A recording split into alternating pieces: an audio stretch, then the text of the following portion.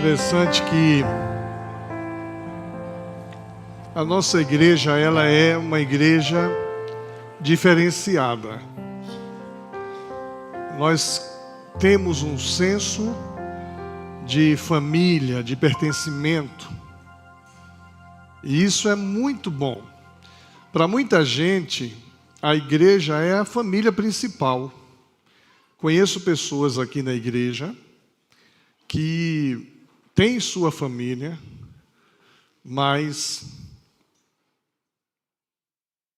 ainda assim entende que a igreja é a sua família. Algumas pessoas deram para mim parabéns pelo Dia das Mães. Eu sou uma mãezona. Algumas pessoas estão aqui e tem gente que no Dia das Mães não gosta de vir para a igreja. Por quê? Porque sua mãe não está aqui. Tem gente que não gosta de vir para a igreja no Dia das Mães porque sua mãe já está na glória com o Senhor Jesus. Então isso acaba sendo um dia muito emocionante, saudade. Tem gente que a mãe está longe, gostaria de abraçar a sua mãe. Então vamos fazer um momento agora diferenciado. Você que não tem sua mãe presente e gostaria de abraçar sua mãe, ainda que ela esteja na glória, eu queria que você ficasse em pé nesse momento. Nós somos família. Você ficasse em pé. Pronto. E nesse momento você expresse ao Senhor a gratidão pela sua mãe. Agora eu quero pedir às mães que ficaram sentadas que levantem e abracem essas pessoas que estão em pé e você possa se sentir abraçado pela sua mãe e você possa sentir a sua mãe e você possa sentir dando um abraço à sua mãe. Vamos lá. As mães, abracem os que estão em pé e que esse seja um tempo muito significativo. Olha que coisa linda. O Everton abraçando aqui o Rodrigo. Que coisa linda. Então, homens que precisam dar um abraço na mãe, outros homens abraçam ali. Abraça ali. Claudinei está sozinho ali faz 1 hora, meu Deus do céu. Nosso irmão aqui, argentino, espanhol. Você que já recebeu o abraço aí, pode sentar. Fique em pé, só quem ainda não recebeu o abraço. Viu? Isso. Quem ainda não recebeu um abraço, fique em pé. Porque nós queremos celebrar.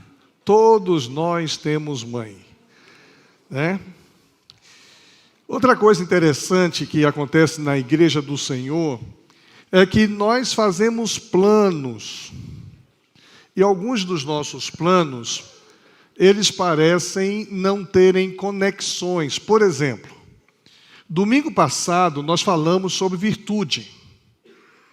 E olha, não foi pensado que nós estaríamos no Dia das Mães trabalhando o tema virtude como devoção a Deus.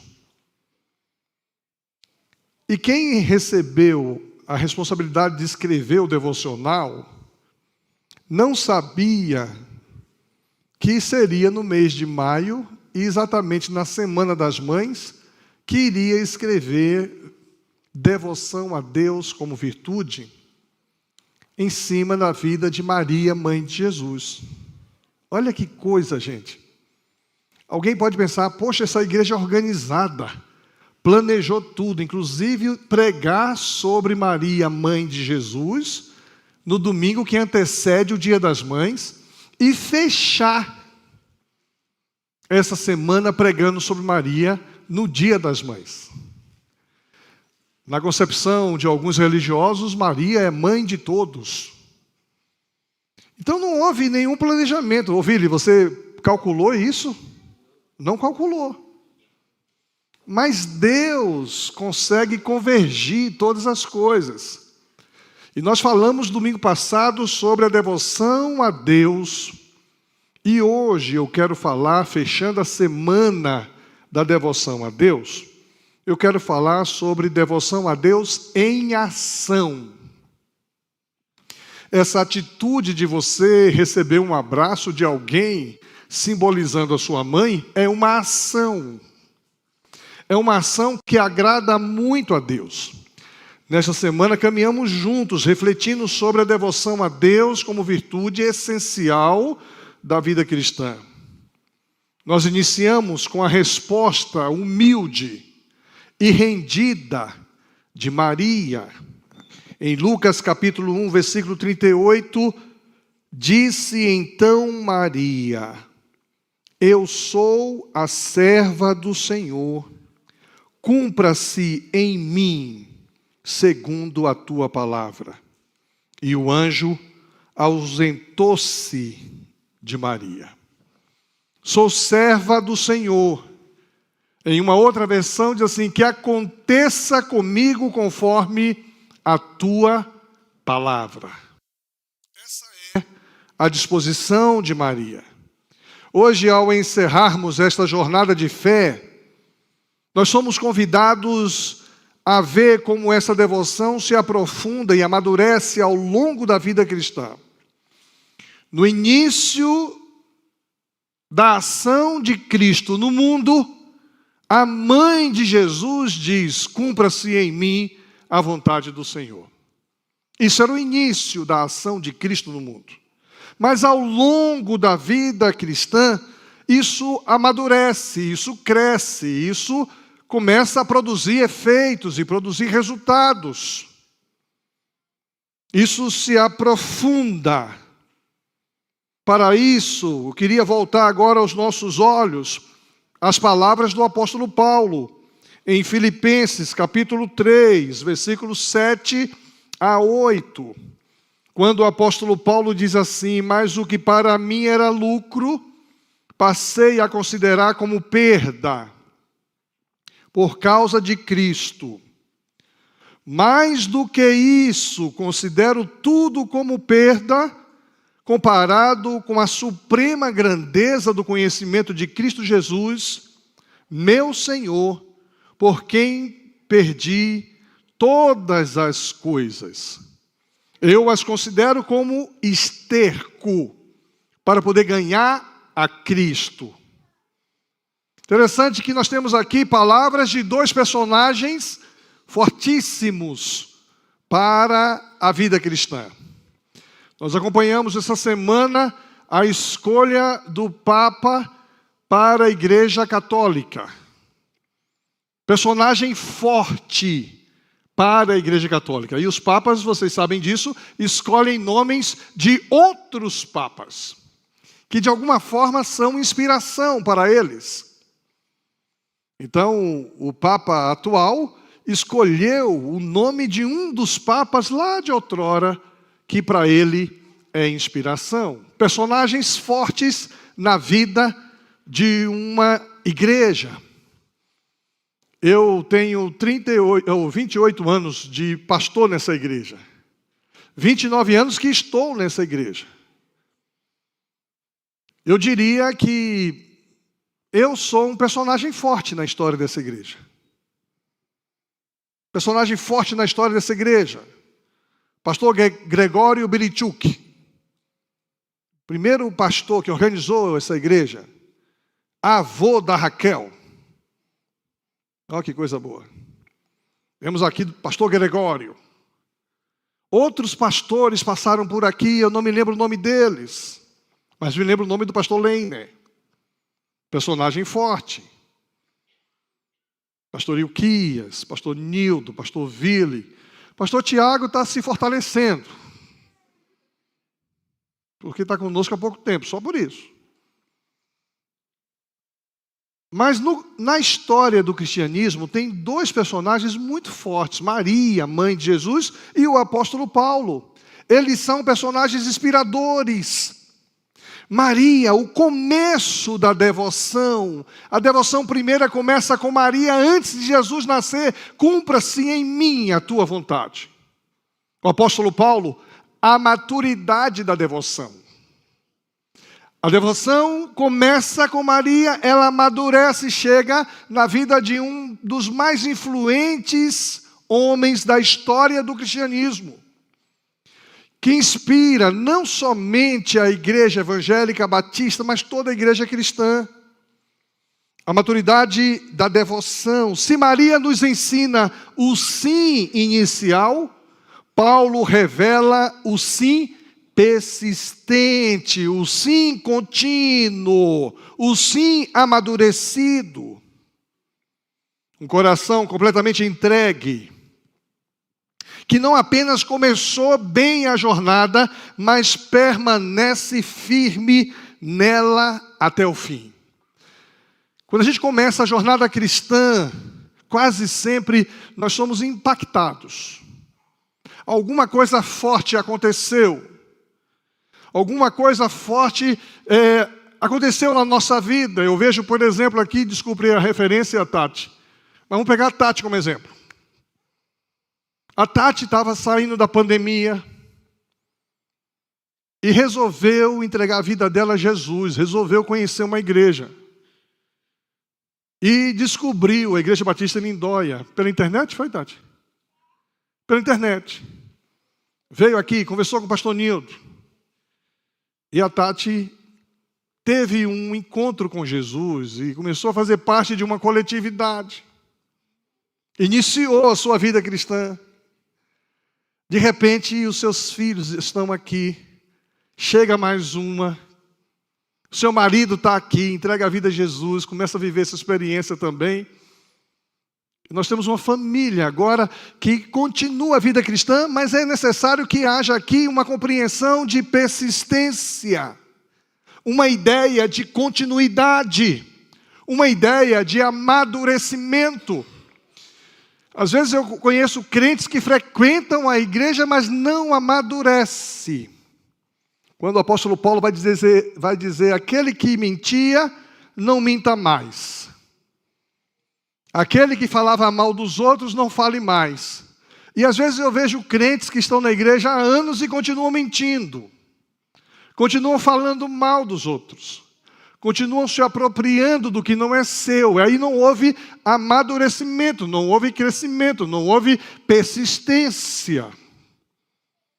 E eu quero dizer que nós vamos fechar a semana da devoção a Deus, compreendendo e fechando a nossa compreensão. Primeira coisa, devoção é transformação de valores.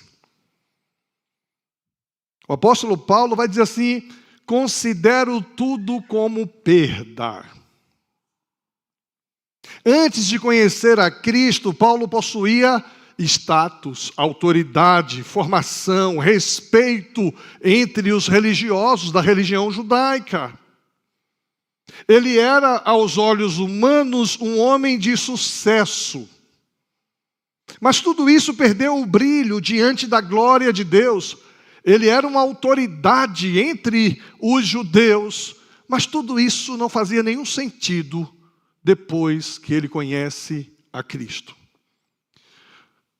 E às vezes nós deixamos de experimentar as transformações dos valores em nossa vida porque nós queremos ter sucesso aos olhos humanos.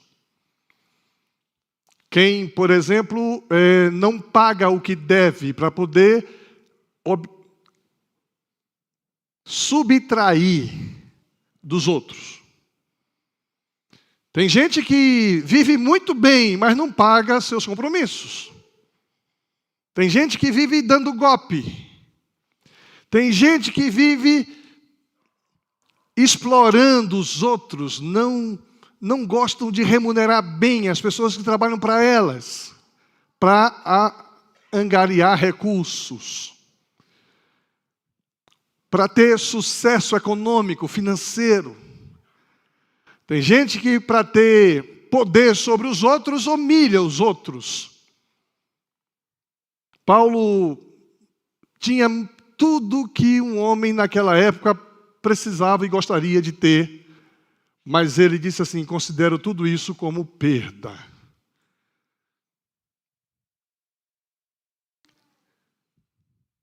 Jesus vai dizendo lá em Mateus 6, que onde estiver o seu coração, ali está o seu tesouro, ou melhor, o inverso. Onde estiver o teu tesouro, ali está o teu coração. O seu tesouro está onde? Na vaidade? No orgulho? No capital, no patrimônio? Na posição? Onde está o teu tesouro, ali está também o seu coração. E aí Jesus faz uma advertência a nós, que adianta o homem ganhar o mundo inteiro e perder a sua alma. De que adianta você ser e perder a essência da sua vida? Eu tenho autoridade sobre, eu tenho X coisas, XK na conta. C.S. Lewis escreveu de maneira muito sábia: não somos chamados a renunciar ao mundo por ele ser mau. Nós somos chamados a renunciar ao mundo porque ele não é suficiente. Eu vou renunciar às coisas do mundo não é porque é ruim. As coisas do mundo são aparentemente boas, gostosas, agradáveis. Mas não é suficiente, eu preciso mais. Eu quero mais. Quem fica alucinado, fora de si, por efeito químico da bebida, da droga, do lá o quê? Quando volta à sobriedade, ele quer mais. Quem vive satisfazendo seus desejos na prostituição, na promiscuidade sexual, na pornografia, na masturbação, ele quer mais, não é suficiente. Quem tenta satisfazer seus desejos, suas vontades com a segurança do que você tem na carteira, no bolso, no cartão, você quer mais, não é suficiente. Tem gente muito rica que está lutando para entrar na Forbes. O cara já tem tudo. Eu quero ser o número 1 da Forbes.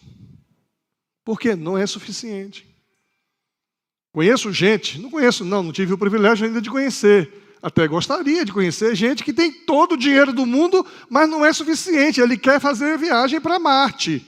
Quer fazer um tour pelo universo. Veja que nunca vai... E se esse sujeito conseguisse dominar o espaço, ele ia querer ir no inferno, ia querer ir no céu em vida, porque não é suficiente.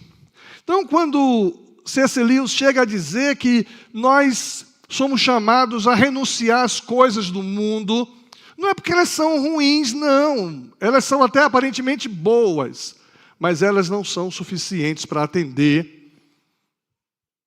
o anseio do nosso coração, o anseio da nossa alma. A devoção a Deus, a devoção genuína, muda a nossa escala de valores, e aí a gente começa a perceber que dinheiro, por exemplo, não é tudo para a gente. Eu já disse algumas vezes, que eu não preciso ter dinheiro. Preciso ter dinheiro. As melhores casas da praia, que eu quiser passar um período na praia, eu tenho. Eu não tenho nenhuma casa na praia. Mas se eu chegar aqui agora e dizer assim, irmãos, estou muito estressado, preciso de uma semana na praia. Alguém tem uma casa boa da praia para me emprestar? Aqui tem umas 7 que eu sei que tem. Que teriam a alegria de me receber, sabiam disso? E se eu precisasse, deixaria a despensa cheia, a geladeira cheia. Pastor, o que é que o senhor gosta? Só não pode faltar a minha bananinha, mamão papaya de manhã, 2 dúzias de ovos, café. Qual café que o senhor gosta? Café arábico, torra média.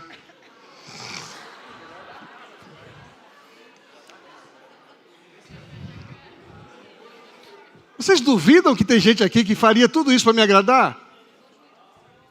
Você quer ir junto? Eu e o vice-presidente, e a família do vice-presidente. Quando você estiver estressado. Eu não preciso de casa na praia. Tem gente que me emprestaria a sua casa e teria alegria de deixar a despensa do jeito que eu gosto. Yakult. Do azul. Porque o do vermelho tem muito açúcar. Eu não preciso ter uma casa de campo. Tem gente aqui que tem casa de campo, tem a chacrinha. E eu digo assim, vou na sua casa de campo essa semana. Tem uma pessoa aqui, que, para vocês terem uma ideia, ele não está aqui hoje, ainda bem. Que eu digo assim, vou para o sítio. Falei, vou lá quinta-feira almoçar com você. Eu deixei um pernil guardado para quando o senhor viesse. Aí chego lá, tem o pernil, tem a alcatra, tem tudo que eu gosto. Eu não preciso ter dinheiro, porque eu tenho amigos que têm dinheiro. Só que, com toda essa brincadeira que eu fiz para acordar vocês, eu ainda sobrecarreguei a importância monetária, eu ainda joguei toda a importância nas coisas de valor.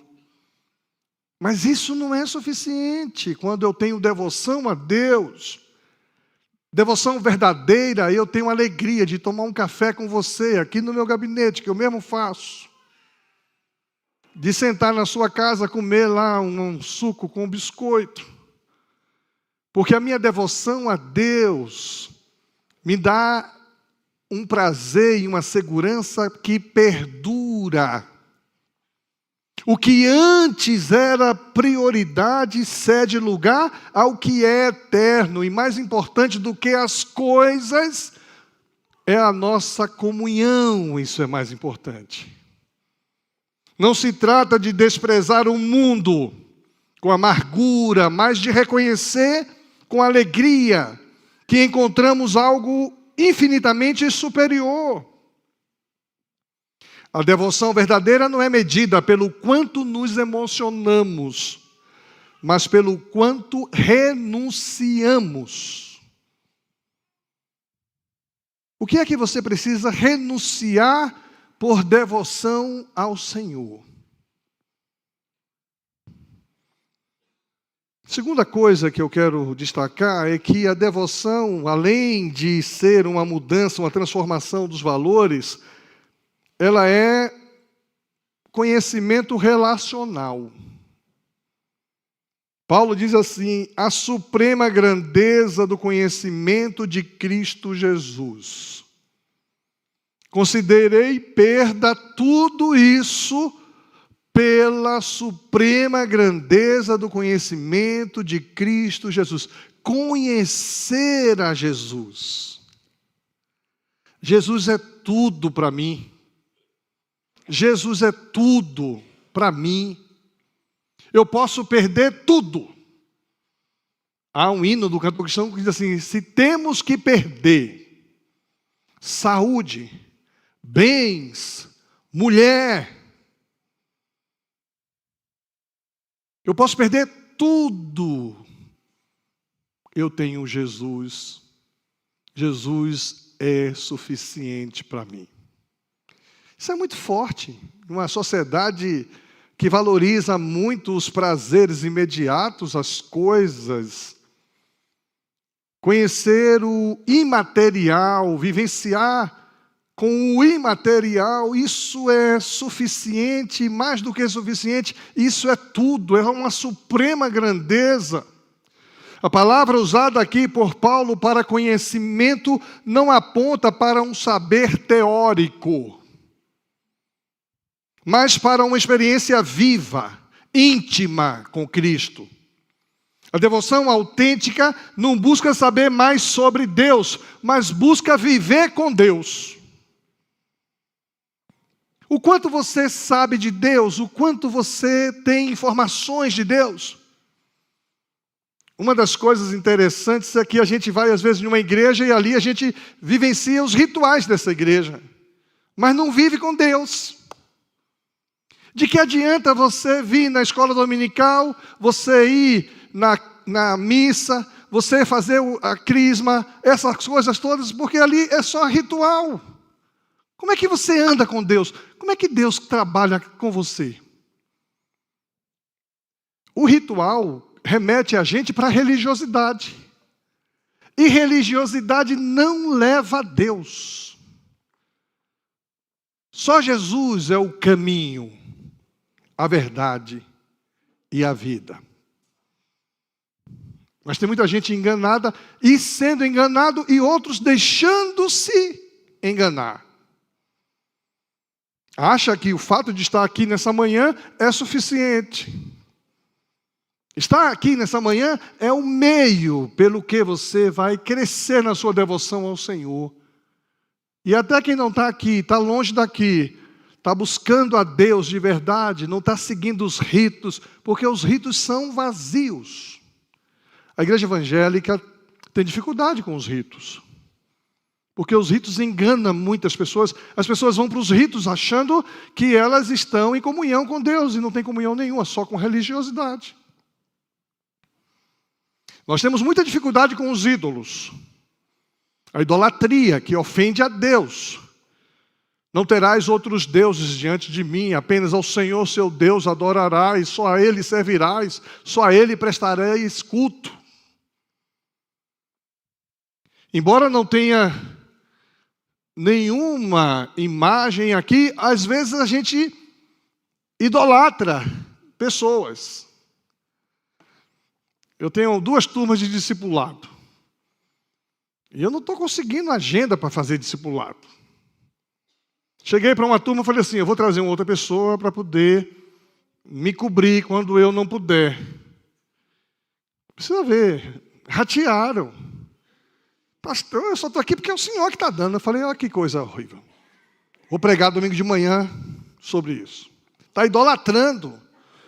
Idolatrando, coitado, uma pessoa falha. Uma pessoa... Como? Mas o conhecimento não é suficiente. Se entregou porque quis. Eu não ia dizer quem foi. A palavra conhecimento não aponta para informações, a palavra conhecimento aponta para viver com Deus. E se quem for dar a lição for uma pessoa que vive com Deus, é melhor do que uma pessoa que tem muito conhecimento de Deus. Vou fazer um debate agora, vem aqui para cima. Gente, é preciso viver com Deus. Quem vive com Deus? Por que foi que Deus levou Enoque? Só 2 pessoas não morreram, gente, na história humana. Quem foram elas? Primeiro, Elias e Enoque. Por que que Deus levou Elias? Não sei, a Bíblia não diz por quê. Diz que levou. Chegar no céu, eu vou perguntar, Deus, por que o Senhor levou Enoque? Olha, Elias, seria Elias, obrigado. Por que o Senhor levou Elias? Eu não sei. Aí ele vai me perguntar, você não vai perguntar porque eu levei Enoque? Não, a Bíblia diz que o Senhor levou Enoque porque Enoque andava com Deus. Enoque andou com Deus e o Senhor o tomou para si. Opa! De tudo que você está ouvindo nessa manhã aqui, tem uma coisa que você pode guardar. Ande com Deus. Andar com Deus fará toda a diferença. Toda a diferença. A devoção autêntica não busca saber mais sobre Deus, mas viver com Deus. E a vida eterna é esta, que te conheçam a ti, o único Deus verdadeiro, e a Jesus Cristo, a quem enviaste. A vida eterna é conhecer a Deus como o único Deus verdadeiro e a Jesus. Qualquer outra coisa no lugar de Jesus é um problema. Jesus é suficiente. O profeta Osés vai dizer, desejo misericórdia e não sacrifício. O conhecimento de Deus, mais do que holocausto. Nesse contexto de Oséias, a adoração, o culto era sacrifício. Algumas igrejas pedem a oferta de sacrifício. Ontem à tarde eu bolei uma campanha para a gente pagar o terreno. Está pronta a campanha. Eu já sei quanto eu vou dar. Dos 400 mil que falta, eu já sei qual é a minha parte nesses 4 mil. Já vou dividir em 12 vezes aqui no cartão. Só que eu não vou dividir hoje não, porque eu vou lançar a campanha domingo que vem. Aí eu vou dar o exemplo, ó, já dei o meu 12 vezes para dividir no cartão. Então já ore a Deus, para Deus dizer com quanto você vai cooperar. Com alegria, viu? Não com tristeza, porque Deus ama o que dá com alegria. E quando eu fiz o cálculo, o planejamento, por incrível que pareça, eu estou querendo pagar esse dinheiro, 400 mil, em 24 meses. Mas quando eu fiz a campanha, se vocês entrarem na campanha, nós vamos pagar esse valor em 1 ano. Vai dar 388 mil em 12 meses. E não vai ser pesado, porque a gente vai ter lá pessoas que vão dar R$1.000, R$500, R$200, R$100, R$70, R$50, 40, 30, 20 e 10. Mas aí tem muitos líderes que dizem assim, você precisa trazer a oferta de sacrifício. E tem gente que entra nessa compreensão e dá o que não devia dar, dá o que não podia dar, dá o que Deus não quer que dê. Eu não me alegro em sacrifício, eu me alegro no coração quebrantado e contrito, diz Oséias. Desejo misericórdia e não sacrifício. O conhecimento de Deus mais do que os holocaustos. E eu sempre digo aqui que o seu dinheiro não serve para Deus se o seu coração não vem junto. Falo ou não falo isso aqui? Eu não quero sua oferta, primeiro que não é para mim, é para Deus. Deus não quer sua oferta se o seu coração não oferece a Deus louvor e adoração. A minha oferta é só uma expressão daquilo que o mundo valoriza demais, que é o dinheiro, o mundo idolatra. Jonathan Edwards declarou: o verdadeiro conhecimento de Deus começa com a redenção contínua.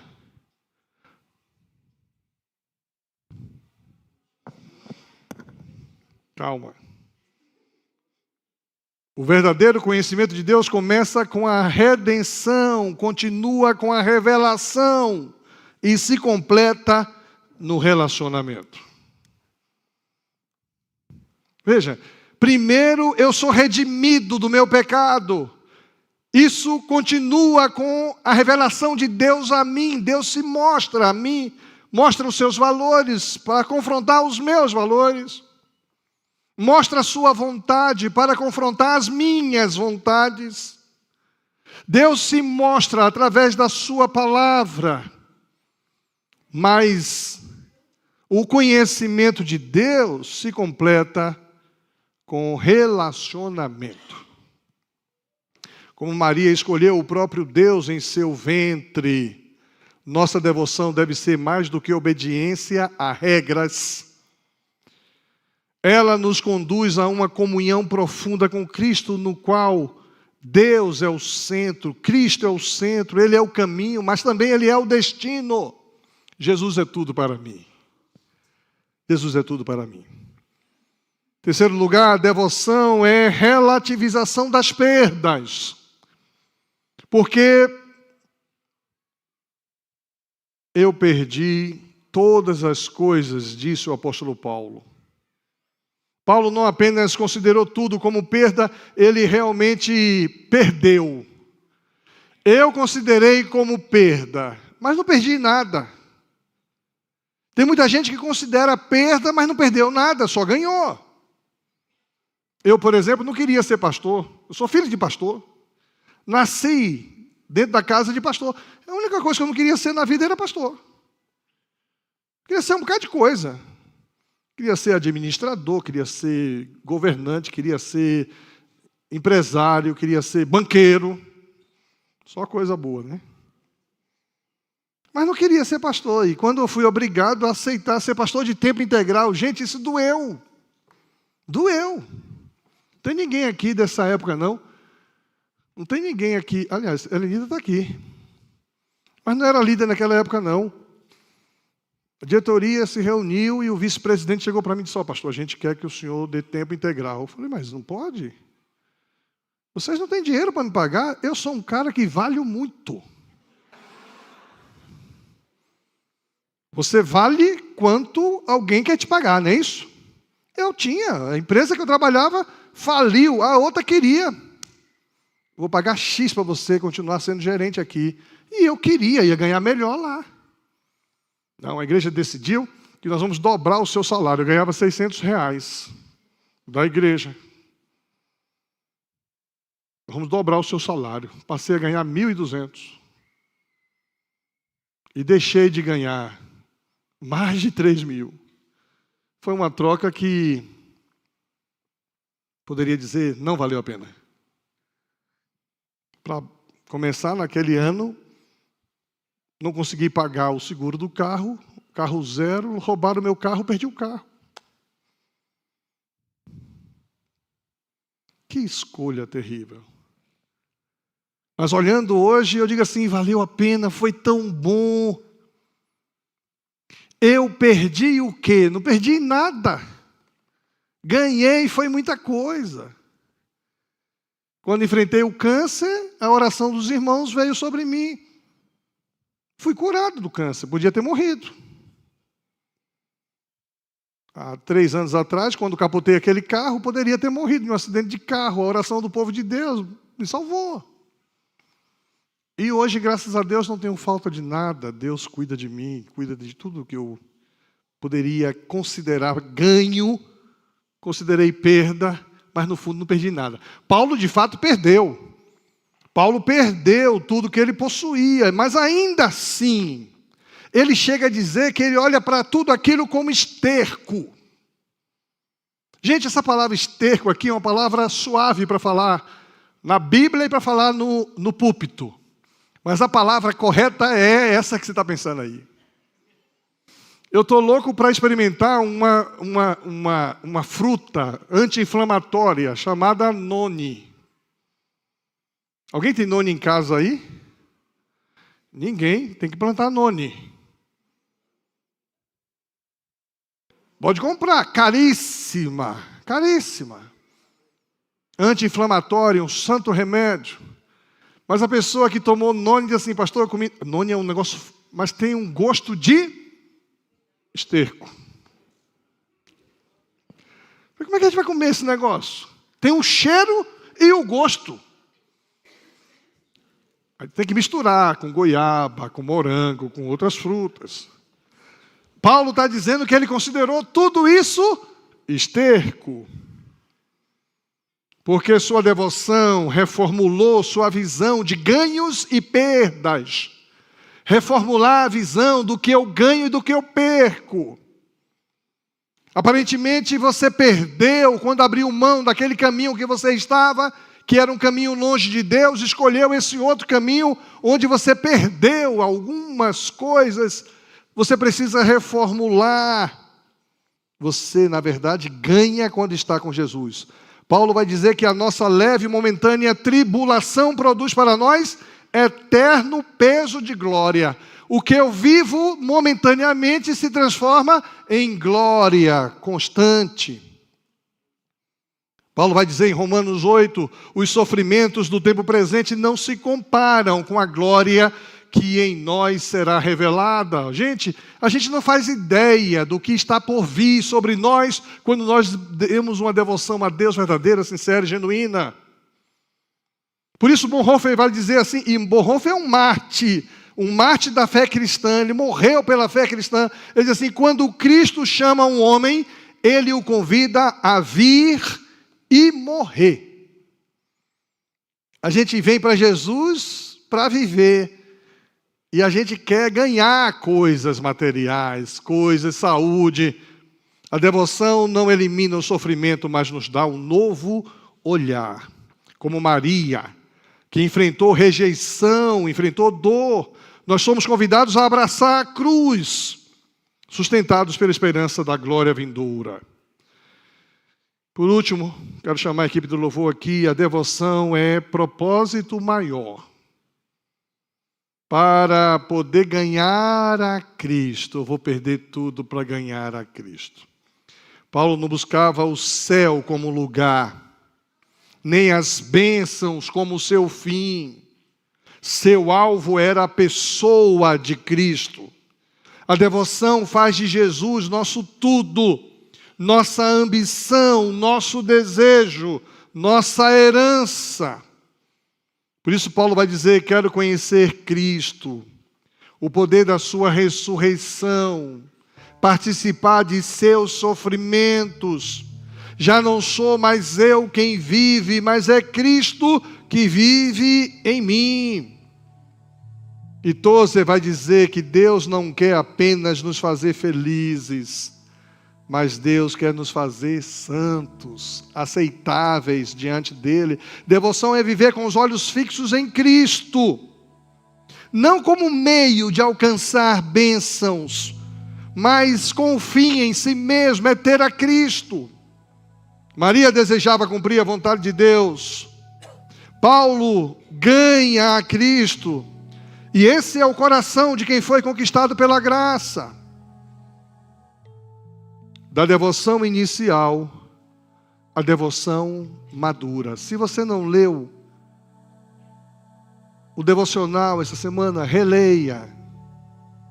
Porque nós somos chamados de uma devoção pequena, inicial, para uma devoção madura. Começamos a semana com Maria, a jovem que disse sim. Fechamos com Paulo, o apóstolo que perseverou nesse sim ao longo da vida. A devoção inicial diz: sou serva do Senhor. Isso implica em humildade. Que aconteça comigo, disse Maria, isso implica em rendição. Conforme a tua palavra, isso implica em confiança. Humildade, rendição, confiança.